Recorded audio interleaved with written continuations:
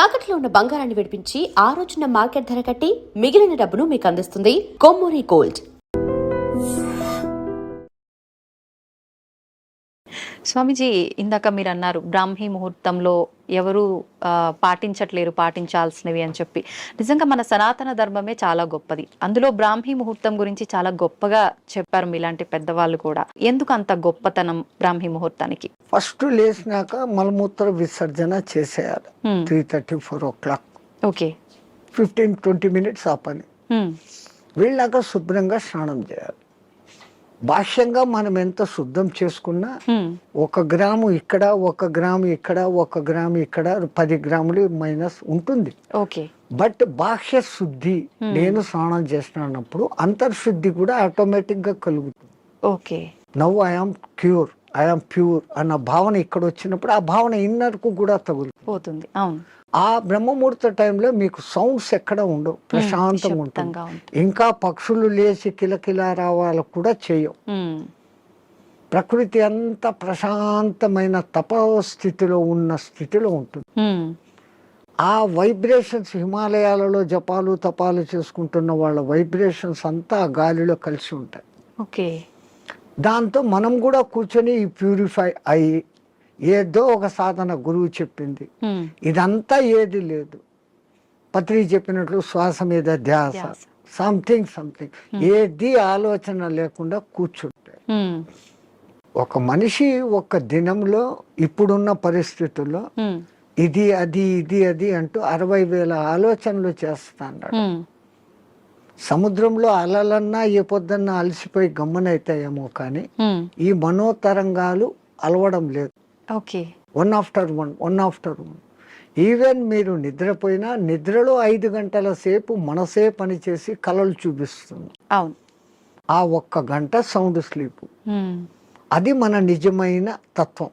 అక్కడ మనం ఆత్మతత్వంలో ఉన్నాం. బట్ ఆత్మతత్వంలో ఉన్నా మన సంగతి మనకు అప్పుడు తెలీదు. లేచిన తర్వాత I had a sound sleep అంటాను. సో ఈ సాధన ఉపాసనలు మన పెద్దవాళ్ళు నువ్వు మేలుకొని సుషుప్తి స్థితిలోకి పో అనేదానికి ఈ సాధనలు వ్యవహారాలు. ఓకే. అయితే ఇప్పుడు సాధనలు ఇవన్నీ చేయలేని వాళ్ళు, నార్మల్ వాళ్ళు ఇప్పుడు బ్రాహ్మీ ముహూర్తంలో ఇలాంటి పనులు చేయాలి, అలాంటి పనులు చేయాలి, అసలు కరెక్ట్ బ్రాహ్మీ ముహూర్తం అంటే ఏ సమయం నుంచి ఏ సమయం వరకు? అదే చెప్పాను కదా, 3 to 3:45 దేవతల టైం. ఓకే. 3:45 to 4:45 ఋషుల టైం. 4:45 to 5:45 మానవుల టైం. ఓకే. ఆఫ్టర్ దట్ రాక్షసుల టైం అన్నట్టు. ఇప్పుడు ప్రతి ఒక్కరూ రాక్షసుల టైంలోనే అన్ని స్నానాలు. సూర్యోదయం అప్పుడు ఆ అరుణ కిరణాలు అని వస్తాయి కదా, దాంట్లో ఎన్నో రకాల మనకు ఆరోగ్యాన్ని ఉత్తేజాన్ని కలిగించే వేవ్స్ ఉంటాయి. అల్ట్రావైలెట్, ఇన్ఫ్రారెడ్, ఎలక్ట్రోమాగ్నెటిక్, దానికి ఏమో ఇప్పుడు ఈ పేర్లన్నీ పెట్టారు. అప్పుడు సూర్యుని 7 వర్ణాలకు కలుపుకొని దాంట్లో తెలుపులో 7 వర్ణాలు ఉన్నాయని మన వాళ్ళు గుర్తించి చేస్తాడు ఆ సాధన, వర్ణ సాధన. ఇప్పుడు అదే కలర్ థెరపీ అని మళ్ళీ బయటకు వచ్చింది. రంగు బాటళ్ళలో నీళ్లు పెట్టి సూర్యుడి దగ్గర పెట్టి బయట ఎండలో 7 రోజులు అట్లా పెట్టిన నీళ్లు తాగితే ఆ కలర్ కు సంబంధించిన జబ్బు ఉన్న వాళ్ళకి క్యూర్ అవుతారు. ఒక్క సూర్యుడు ఆరోగ్య ప్రదాత అని మన వాళ్ళు చెప్పారు. దాంట్లో నుంచే ఇన్ని వస్తుంది. ఇప్పుడు మన భూమి మీద పెరుగుతున్న మూలికలు అన్నీ పెరుగుతున్నాయంటే సూర్యుడు ఆధారం. నైట్ పూట తన సూర్యకిరణాలనే చంద్రుని మీదకి పంపించి అక్కడి నుంచి రిఫ్లెక్ట్ అయ్యి అదే ఔషధులకు శక్తిని ఇస్తున్నాడు సర్కిట్. ఓకే. సో అందుకే మన పూర్వీకులు గుర్తించి ఆరోగ్యం భాస్కరాది చేత అన్నారు. ఆరోగ్యం సూర్యుని చేతిలో ఉంది. ఓకే. స్వామిజీ, ప్రాణాయామం ఇది చేసే వాళ్ళు ఎక్కువ కాలం జీవించే అవకాశం ఉంటుందంటారు కదా? 100%. పూర్వీకులు చెప్పిన లెక్క 21,600 రెస్పిరేషన్స్, 21,600 హంస జపం సాధారణంగా ఎవడో చేసేస్తాను ఇన్వాలంటరీ. అప్పుడు ఆ ఊపిరితిత్తులు ఇంతే పని చేస్తుంది. ఇట్లా తీసుకుంటున్నాం, ఇట్లా వదిలేస్తున్నాం. పరమాత్ముడు మనకు ఊపిరితిత్తులు ఇంత పని చేసేకి ఇచ్చాడు. దాంట్లో 10th కాదు కదా, 1% కూడా మనం చేయడం లేదు. తీసుకుంటున్నాం, వదులుతున్నాం. తీసుకున్న గాలిని యూటిలైజ్ చేసుకోవడం లేదు, ఉపయోగించుకోవడం. ఆ దానికి ప్రత్యేకంగా ఈ పూరక కుంభక రేచకాలు అనే ప్రాణాయామ వ్యవస్థ పెద్దవాళ్ళు పెట్టారు. ఓకే. సంపూర్ణంగా ఊపిరితిత్తులు నిండేంతగా దీర్ఘంగా శ్వాస తీసుకొని ముక్కులు మూసేస్తాం. ఓకే. ఆ తర్వాత బలవంతంగా ఆ గాలిని మింగుతున్న ఫీలింగ్ చేసి కడుపులో కూడా గాలి పోతోంది అని చెప్పి మళ్ళీ ఒకసారి ముక్కులు ఓపెన్ చేసి ఇంకొంచెం తీసుకుంటాం. అంత గాలి తీసుకొని మన కెపాసిటీని బట్టి 30 సెకండ్స్ 40 సెకండ్స్తో ఆరంభించి నెలలు సంవత్సరాలు గడిచేసరికి 2 మినిట్స్ 2.5 మినిట్స్ వరకు ఆ కుంభకంలో ఉంచినప్పుడు తీసుకున్న గాలి మొత్తం యూటిలైజ్ అయి కణాలు ఇడిచిన కార్బన్ డైఆక్సైడ్ అంతా వచ్చి బయటకు వచ్చేస్తుంది. అది రేచకం. ఈ విధంగా చేయడంలో మనకు శాస్త్రజ్ఞులు మన ఆ పూర్వీక శాస్త్రజ్ఞులు చెప్పింది ఇడా పింగళ అనేది సూర్య చంద్ర నాడులు. ఒక ముక్కు ద్వారా చల్లని గాలి బాడీలోకి వస్తుంది, ఒక ముక్కు ద్వారా వేడి. శరీరంలో శీతోష్ణాలు సమస్థితిలో ఉండి ఆ రెండింటిని నియంత్రించగలిగినప్పుడు వాయువు ఈ 2 ముక్కులలో కాకుండా మనకున్న 72,000 నాడులలో 11 నాడులు ముఖ్యం. కండ్లకు పోయేది, చెవులకు పోయేది, ముక్కులకు పోయేది.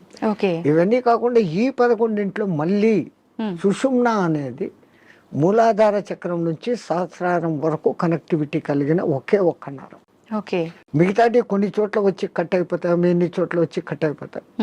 ఇది అఖండంగా మూలాధారం నుంచి అక్కడ దాకా వస్తుంది. దాని లోపలికి గాలి ప్రవేశం చేసినప్పుడు అక్కడ జరిగే సంచలనం మనిషికి దీర్ఘాయుష్. అసలు ఈ ప్రాణాయామం చేస్తేనే దీర్ఘాయుష్. కారణం మామూలు మనిషి ఒక నిమిషంలో 15 రెస్పిరేషన్లు తీసుకుంటే నేను నిమిషం సేపు గాలిని బంధించగలిగినాను అంటే నాకు 15 రెస్పిరేషన్లు సేవ్డ్ కదా. It is in my bank account. ఒక్క ప్రాణాయామంలో నేను 15 ఊపిర్లు మిగిలిపెట్టుకుంటే 1 గంట సేపు చేస్తే అంటే 60 నిమిషాలు ఇంటూ 15 900 వాయువులు. ఒక 10-11 దినాలు చేస్తే 9,000 21,000 వచ్చేదానికి ఒక 10 రోజులు 1 నిమిషం చేస్తే 10 దినాల తర్వాత నాకు 1 దినం ఆయుష్ పెరిగింది. It is in my hands. So అదే నేను 2 నిమిషాలు చేస్తే 5 రోజుల్లోనే నాకు 1 రోజు ఆయువు పెరిగింది. అది కారణం. ప్రాణాయామంలో అది రహస్యం. ఇంకా ఈ ప్రాణాయాన్ని ఇంకా బాగా డెవలప్ చేసుకొని ఇడా పింగళలో కాకుండా సుషుమ్నలోకి ప్రవేశం చేస్తూ ఎక్కిస్తూ ఆడిస్తూ ఉన్నప్పుడు ఏదో ఒక దినం మన అదృష్టము, ఆ గురు కటాక్షము, దైవానుగ్రహము ఉండి ఆ గాలి కుండలిని ప్రేరేపిస్తుంది. ఒక్కసారి కుండలిని ప్రేరణ చేసినాక ఈ ఆత్మతత్వం ఏం, సృష్టి రహస్యం ఏం, పరమాత్మ ఏం, నేను ఏం అన్న సంగతి వాడికే తెలిసిపోతుంది. ఇంకా అది బయటికి చెప్పుకునేది కానీ ఆనంద స్థితిలోకి వాడు ఉంటాడు ఆ సాధకుడు. ఇది మామూలు వాళ్ళకి సాధ్యపడుతుందా స్వామీజీ? ఎవరికైనా పశుపక్షాదులకు కూడా దేవుడు ఆ కుండలిని శక్తి ఇచ్చాడు. ఇప్పుడు ఈ మా ఫిజికల్ బాడీ తయారీలో మెదడు, చేతులు, కాళ్ళు, రెక్కలు, ఇంటర్నల్ ఆర్గాన్స్, గుండె, ఊపిరితిత్తులు అని మీకు ఫిజికల్గా ఎట్లా కనపడుతున్నాయో కనపడని అంగాలు షట్చక్రాలు అనేటివి, నాడులు అనేటివి అవి విశ్వశక్తి ప్రసారకాలు. నరాలలో రక్త ప్రసరణ, ఆక్సిడేషన్ ఇది జరుగుతుంది. మన వాళ్ళు ఈ 2 రకాలుగా చూశారు. అది వ్యవహారం. అక్కడ ఆ తేడాను గమనించి వాళ్ళు ఆ సాధనాలు చేశారు. మాకు కనపడదు, అది లేదు అనుకుని వాళ్ళ లోకం, ఈ లోకమే ఈ జన్మే శాశ్వతం అనుకునేది వాళ్ళ సిద్ధాంతం. మనకు జన్మలు ఉన్నాయి అన్నది మన సిద్ధాంతం. ఇప్పుడు చాలా మంది ధ్యానం చేయాలనుకుంటారు కానీ మనసుని నియంత్రించుకోలేకపోతుంటారు. ఏకాగ్రత లోపిస్తూ ఉంటుంది, రకరకాల ఆలోచనలు కదులుతూ ఉంటాయి. ఎలా నియంత్రించుకోగలుగుతారు స్వామీజీ? మనసుకు ఒక్క డ్యూటీ అప్పచెప్తే పాపం మనసు ఏం చేస్తుంది? గమ్మన ఉన్నప్పుడు 112 ఆలోచనలు చేస్తాను. ఇప్పుడు మీరు కుట్టు పని చేస్తారు, మిషన్ మీద కూర్చున్నారు, మీకు కుట్టు పని తెలుసు. ఇన్వాలంటరీగా మీరు ఆ బట్ట అక్కడ పెడతారు, ఎట్లా పొడి చేయాలో చేస్తారు, కాళ్ళు కదుపుతూ ఉంటారు, కుట్టు మిషన్ నడుస్తుంటుంది, కళ్ళతో చూస్తుంటారు, కుట్టు పోతుందా లేదా పోతుంది. ఇదంతా ఎట్లొచ్చింది? ఒక ప్రాక్టీస్, ఒక దినంలో రాదు. సో అక్కడ మీరు మనసంతా ఎక్కడ పెట్టారు? కుట్టు లైన్ గా పోతుందా లేదా అనేదాన్ని. ఇంకోటి ముగ్గులు వేస్తారు బయట మీరు, 5 చుక్కలు ఇట్లా పెట్టాలా, 3 ఇట్లా పెట్టాలా ప్లాన్. అవును. ఈ ఒక్క లైన్ తో అన్నిటినీ ఇట్ట తిప్పి కలిపేస్తాం. తిప్పి ఇక్కడికి తీసుకొని వస్తారు. అవును. మీ ఆంధ్రాలో రథం ముగ్గు అని వేస్తారు, ఉమ్. అన్ని చుక్కలను ఒక్క లైన్ తో కలుపుతారు. కలుపుతారు. సో అక్కడ వాళ్ళ కాన్సన్ట్రేషన్ అంతా ఎక్కడుంది, నేర్చుకున్నప్పటి నుంచి ఎట్టట్ట తిప్పారు, చేసే కళ్ళు పని అట్టట్ల పైన. పోతుంటాయి, చెయ్యి అట్టట్ట వెళ్ళిపోతూ ఉంటుంది. అవును. సో ఈ కాన్సన్ట్రేషన్ మీరు అక్కడ పెట్టారు. ఉమ్. అట్లే మనం ఒక్క దాని మీద కాన్సన్ట్రేషన్ పెట్టినప్పుడు మనసు ఆ టైంలో మీకు రెండో ఆలోచన ఏముంది, ఉమ్. ఆ ముగ్గు ఏం వేస్తున్నప్పుడు లేదు. అవును. మా మామ అట్లా అన్నాడు, మా కొడుకు ఇక్కడ పోయినాడు, ఇవన్నీ ఆ టైంలో లేదు. లేదు. టిఫిన్ చేయాలా, అది ఏం నథింగ్. ఉమ్. సో అక్కడ ఐడియల్ అయిపోయింది. ఆ. సో ఒక్క పర్టికులర్ డ్యూటీ మనసుకు అప్పచెప్పతే ఉమ్. ఆ మనసు అదే చేస్తాం. ఓకే. అందుకే మన పూర్వీకులు ఒక తమాషా ఎగ్జాంపుల్ చెప్తారు. ఉమ్. ఎవరో ఒక ఆయన తపస్సు చేశాడు, దేవుడు ప్రత్యక్షమైతే నా అన్ని పనులు చూసుకునేదానికి ఒక సెక్రటరీని నాకు అపాయింట్ చేయి. వాడు దేవుడే ప్రత్యక్షమైతే వాడు ఇట్లాంటి వరం అడిగాడు, ఉమ్. అది కూడా నేను చెప్పంగానే చేసేయాలా అన్నాడు. డేంజర్ రా, నువ్వు ఎప్పుడు దానికి పనులు చెప్పలేవు, అది పనులు చెప్పకపోతే నీకే తినేస్తుంది అని. ఉమ్. నో ప్రాబ్లం, నేను ఎప్పుడు పనులు చెప్తాను దానికి అన్నా. ఆ. ఆ దెయ్యం ప్రత్యక్షమైంది, నాకు ఒక 6 అంతస్తులు బిల్డింగ్ కట్టు అన్నాడు. ఉమ్. 6 అంతస్తులు బిల్డింగ్ కట్టేదానికి 2-3 ఏళ్ళు అవుతుందని వీడు అనుకున్నాడు. ఆ. అది పట్టు అనింది, బిల్డింగ్ తయారైపోయింది. ఉమ్. మహారాజ్ ఇంకేం పని అనింది, కుక్కర్ కావాలా, ఫ్రిడ్జ్ కావాలా, బెడ్ కావాలా, ఏసీ కావాలా. వీడు ఇట్లా అడుగుతున్నాడు, అక్కడక్కడ అన్ని వచ్చేస్తాను. చేస్తా ఉన్నాయి. ఇంక ఏం అడిగేదానికి లేకుండా పోయింది. ఉమ్. ఇంకా దానికి పని చెప్పకపోతే వీడి పని పడుతుంది. అంతే. తో అప్పుడు వాడు గురువు దగ్గరికి పోయినాడు. ఉమ్. మహారాజ్ బుద్ధి లేక నేను ఇట్లాంటి వరం అడిగినాను, ఇది ఇట్లా చేస్తుంది అనుకోలేదు, what am I to do, अब क्या करना मैं. ఆ.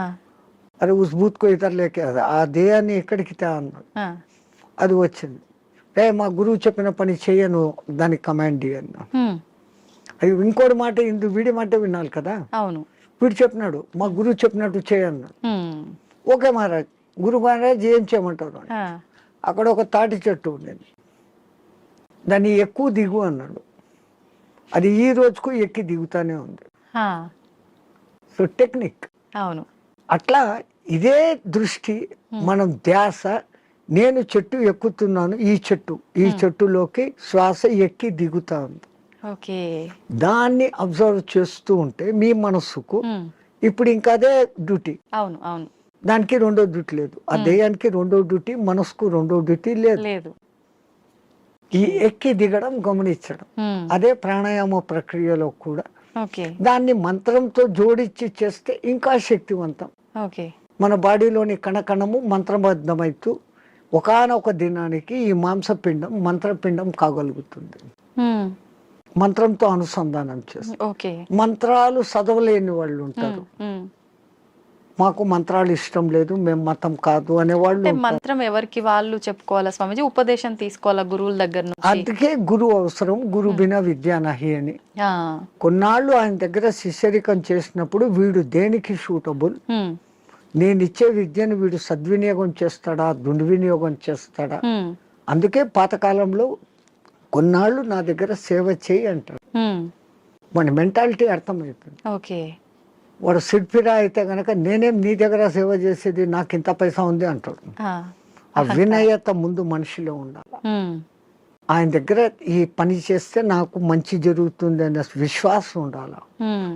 ఈ రెండు ఉన్నప్పుడు ఆ గురువు గాడిదను చూపించి ఇది దేవుడు, దీన్ని పూజ చేయంటే చేసినప్పుడు ఆ గాడిదలోనే నీకు దేవుడు కనపడుతుంది. ఓకే. పైలా విశ్వాస ప్రథం సోపాన్. విశ్వాసం అనేది అన్నిటికీ ఉండాలి. మించిన శక్తి. ఓకే.